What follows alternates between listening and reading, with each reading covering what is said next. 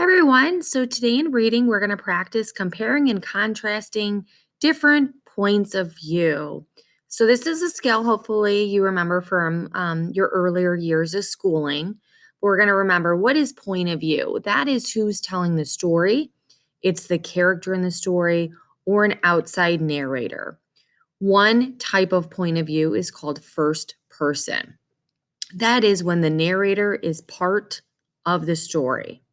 Some clue words that you know it's first person and the narrator's telling the story are words like I, me, my, we, us, and our. So again, first person, the narrator is telling the story, and we look for these clue pronouns. Second person point of view. This is very uncommon, especially in fifth grade stories we have read. It's more prevalent in your middle school and high school reading classes, but it is another point of view. That is, you'll see words like you and yours. And the author or the narrator is talking to you, the reader. So you will literally see words you and yours, and that indicates we are having a second person point of view. Then we also have third person point of view. This is very popular, okay? Many stories have a third person point of view, which means that the narrator is not a character in the story. You will see pronouns like he, she, they, her, his, and their. Okay, so quick review. First person, you will look for I, me, my, mine, we, our, ours. Second person, not common, but it is a possibility.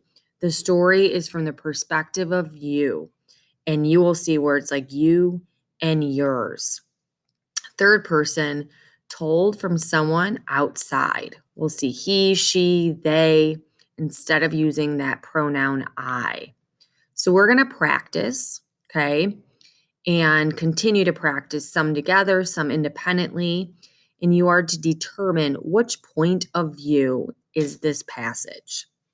So let's take a look. In Lodi, New Jersey, pet store owner Joe Averso has found a way to stand out in the pet store business. His shop, called NJ Exotic Pets, is in downtown Lodi, New Jersey.